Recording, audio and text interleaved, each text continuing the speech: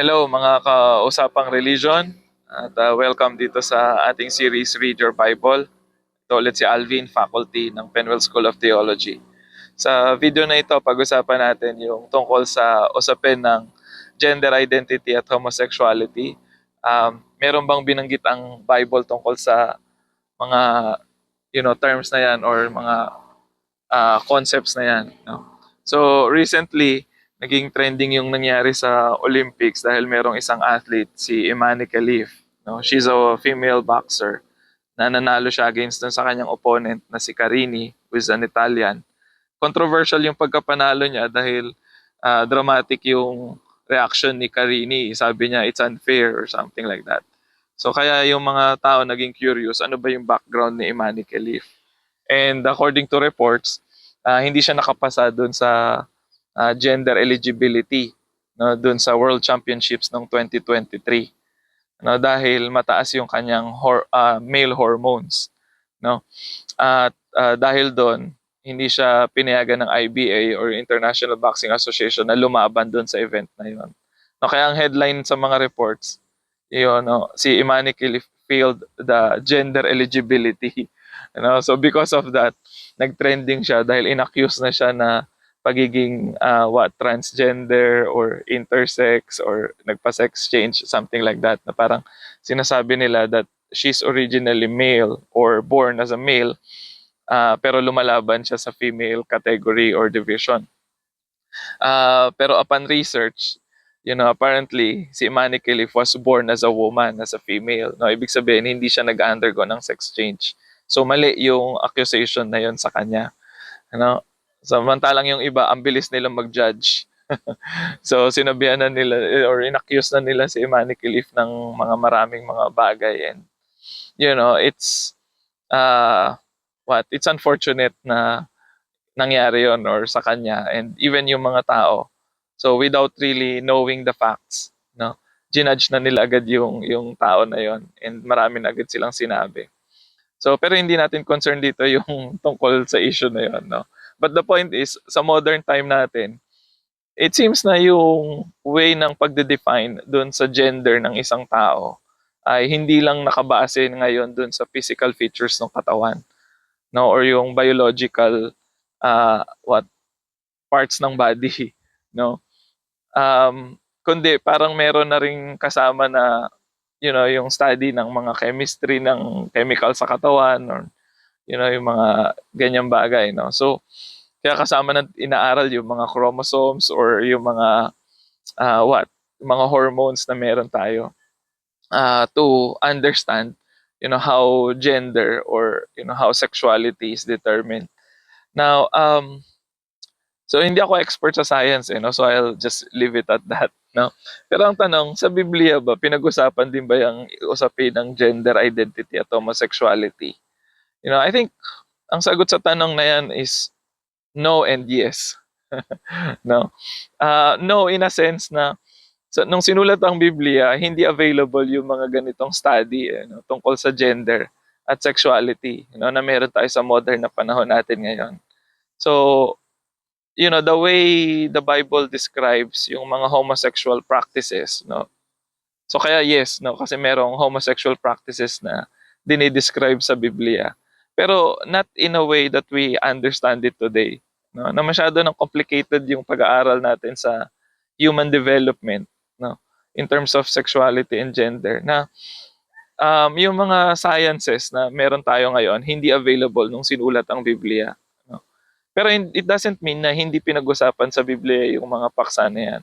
So definitely, merong passages or verses sa Biblia na binanggit yung term na homosexual.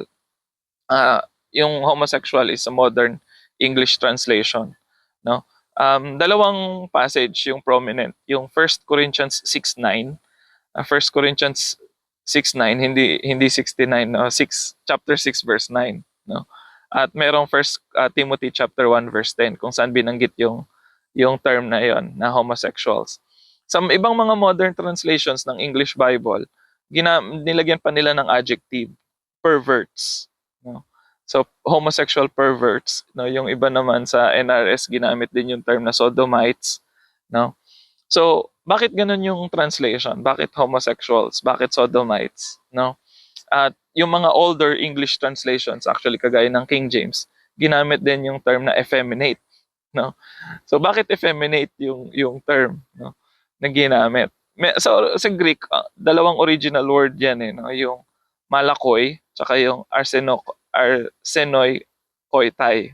No? So, arsenokoitai, it means, from the two words, no, yung arseno, which talks about man, and yung coitus or koitai ay bed, no? So, man who, bed another man. So, kaya homosexual. Yung malakoi naman sa Greek, ang ibig sabihin niya is soft, no? Parang fabric, parang silk, or, soft fabric or something like that. Ngayon, bakit ang translation nun sa King James effeminate, no? When literally it means soft, no? Tapos bakit naging homosexual yung translation, no? Siguro yung arsenicoitai, so it's man bedding another man, no? Yun yung literal na notion or understanding. Pero bakit nga ganun yung translation na yun, no? And ngayon ina-accuse din yung NRS na kino-compromise yung translation dahil hindi niya na tinatranslate yun as simply homosexual, but nilalagyan niya ng category na it's talking about homosexual perverts, or uh, um, parang more on male prostitution or something like that, no, rather than same-sex relationship in general. So, bakit nagiging issue ngayon yon, no, yung translation na yon? No, so yung mga naunang versions, as I mentioned, simple lang yung translation, ang ano lang is homosexuals, no. Pero later on binago. Kasi kung titignan natin yung paggamit ng salita, no, especially kay Paul, no, sabi ng ibang mga scholars, unique yung paggamit ni Paul ng mga terms na yun. Ibig sabihin, parang siya lang yung sa lahat ng sumulat ng Greek, no, parang si Paul lang yung gumamit ng term na yun, or parang inimbento niya lang yung term na yun, no. Although there are other Greek terms na ginamit to refer to same-sex relationships, no, sa panahon na yon. No, pero interesting nga yung paggamit ni Paul nung terms na yon. And kung titignan natin yung context ng 1 Corinthians chapter 6 and 9 up to verse 10, na meron dong list of sins na binabanggit si Paul, no? Kasama doon yung fornication, slander, adultery, etc. No, na mga hindi raw yan makakapasok sa kaharian ng langit. Na ganun din yung sa 1 Timothy chapter 1 verse 10, na meron pa nga daw mga terms sa English na kidnapper, etc. So bakit nakapasok doon yung mga terms na yon? Now apparently, itong term na to ng Malakoy and Arsenokoitai are what they call sa literature as euphemisms. Now, ibig sabihin, you use a term to describe something na pagka masyado mong diniretso, or directly yung pag-mention, parang taboo or unacceptable. So gagamit ka ngayon ng mga way to sound it more acceptable, to make it sound more acceptable.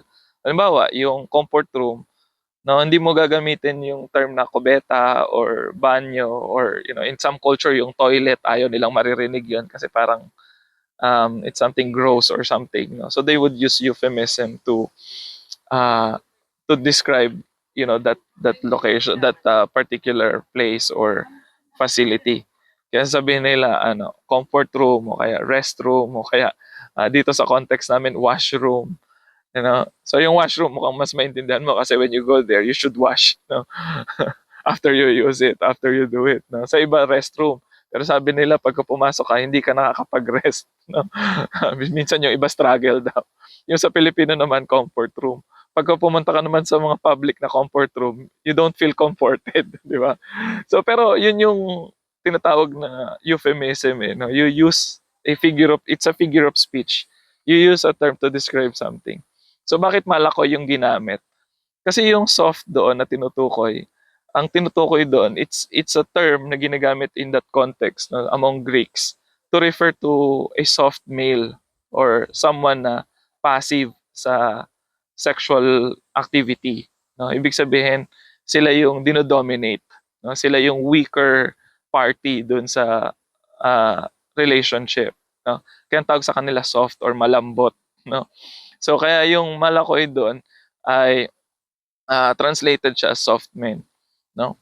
Ngayon, ang interpretation ng mga nag-aaral si Greek dyan, ng mga Greek scholars, is this euphemism describe not simply homosexual practices, but it's actually yung male prostitution, wherein merong isang party or isang uh, persona dun sa relationship na ang role niya is na parang siya yung object ng sexual act, no? Na parang object lang siya, parang gamit lang siya na ginagamit, no?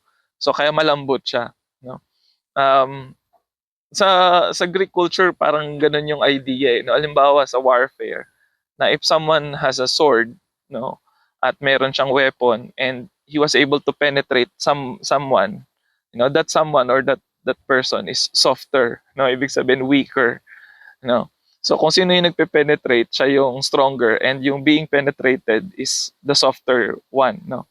So kaya yun yung dinidescribe daw ni Apostle Paul doon. Hindi lang siya basta simpleng homosexual act, but it's actually perversion of sexuality, or yung objectifying another human being, making them mere object of one's desire and lust, no. So kaya ang explanation ng iba, hindi siya kagaya ng homosexuality sa modern time as we understand it today, but it's more like a perversion of the sexual act or yung practice na yon. So kaya ang term doon ni Paul, ng ibang translation doon sa sinulat na yun ni Paul, mga sodomites daw yung dinidescribe, because the people of Sodom are mga male rapists, no, mga they wanted to rape yung mga angels, di ba, yung mga male angels, yung male in that town, gusto nilang sexually i-abuse yung mga male angels. So kaya sodomites yung tawag. These are sexual abusers ang tinutukoy. So kaya sabi nung iba, hindi lang simpleng homosexuality yung dinidescribe doon, but it's actually homosexuality na mayroong element ng abuse or exploitation nung human person or nung another human being, no? So yun ang doon, yun ang explanation. Kaya sa ibang translation yata, sa yung Luther Bible ng 1534, yung literal translation ng German doon is boy molesters, na those who para mga pedophile, no, they molest boys, no, yun yung kanilang fetish or yun yung kanilang trip, no, mang-rape ng mga mas nakababatang lalaki. So kaya yun yung daw doon, yun yung issue doon, not necessarily homosexual in a modern concept, but it's more of how people tend to enslave or abuse or oppress other people through sex, no. So yun yung explanation bakit ganun yung mga modern translations na meron tayo ngayon. Does it cover yung wide range ng meaning ng issue ng usapin ng gender identity at homosexuality sa panahon natin ngayon? So yun yung mas komplikadong tanong, di ba? Na kung ang dinidescribe ni Paul dun sa text na yun is male prostitution at yung pag-objectify sa same sex, no? Not necessarily in the context of love and commitment and mature relationship or something, no. So does it cover ba lahat ng same sex relationship? So yun yung tanong para sa mga interpreters at theologians, no? So pero sa ngayon yun lang muna yung may bibigay ko na explanation doon. So maraming salamat sa pakikinig.